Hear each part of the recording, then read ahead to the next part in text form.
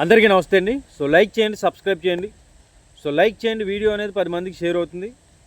ఏదైతే ఈ మధ్యకాలంలో నారా లోకేష్ గారు విద్యాశాఖ మంత్రిగా ఉండి మెగా డిఎస్సీలో అవకతవకలు జరిగాయని చెప్పేసి మాజీ ముఖ్యమంత్రి వర్యులు వైఎస్ జగన్మోహన్ రెడ్డి గారు కొన్ని ఆధారాలు ప్రెస్ ముందు పెట్టి మాట్లాడడం జరిగింది. ఏదైతే ఈరోజు వైఎస్ఆర్ కాంగ్రెస్ పార్టీ ఇచ్చినటువంటి పిలుపు మేరకు నియోజకవర్గాల్లో నిరసన దీక్షలకి నియోజకవర్గ ఇన్ఛార్జీలు కూర్చోవడం జరిగింది. అయితే దాంట్లో భాగంగా విజయవాడలో ఉన్నటువంటి మల్లాడి కృష్ణారావు గారు ఆయన కూడా దీక్ష చేయడానికి కూర్చుంటే అక్కడ ఉన్నటువంటి ఎమ్మెల్యే బోండా ఉమా గారు అనుచరులను వేసుకొని వచ్చి అక్కడ గందరగోళం చేయడం జరిగింది.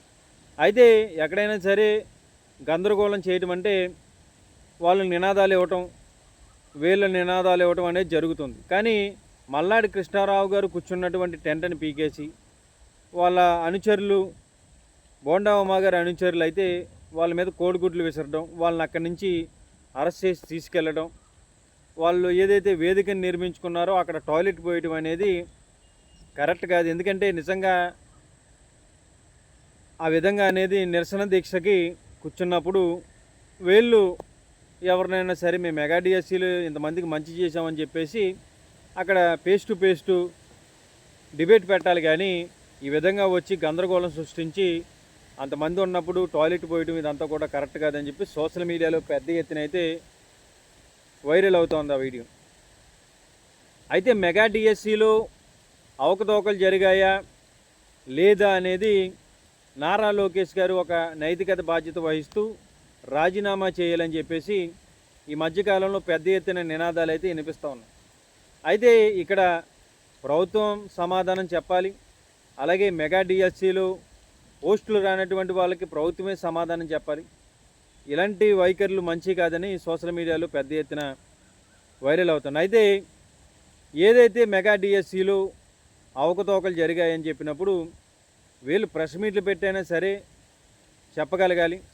కానీ ఈ విధంగా ఒక మాజీ ఎమ్మెల్యేని పట్టుకొని అరెస్ట్ చేయించి అక్కడే టాయిలెట్ పోయటం, కోడిగుడ్లు విసరడం, ప్రత్యక్షంగా బోండా ఉమా గారి అనుచరులు ఉండడం అనేది నిజంగా ఇది మంచి వైఖరి కాదు. ఎందుకంటే ఎప్పుడైతే సమాధానం చెప్పలేనటువంటి ప్రశ్నలు అడిగినప్పుడు ప్రతిపక్షం వీళ్ళు వైలెంట్గానే బిహేవ్ చేస్తున్నట్టుగా కనపడుతోంది. ఎందుకంటే ఇదే బోండా ఉమా గారు అదే నియోజకవర్గంలో ఇంకో నిరసన దీక్షను కూర్చోబెట్టి వీళ్ళు తప్పుడు ప్రచారం చేస్తూ ఉన్నారు, ఇగో మా దగ్గర ఈ ఆధారాలు ఉన్నాయని చెప్పేసి చూపించే ప్రయత్నం చేయకుండా ఆయనే నేరుగా వచ్చి టెంట్లోకి ఆయన అనుచరులతోటి ఈ విధంగా చేయడం అనేది కరెక్ట్ కాదని ప్రజాస్వామ్యంలో ప్రజా వ్యవస్థ బ్రతుకుండాలని కోరుకునే ప్రతి ఒక్కరు కూడా దీన్ని ఖండిస్తూ ఉన్నారు.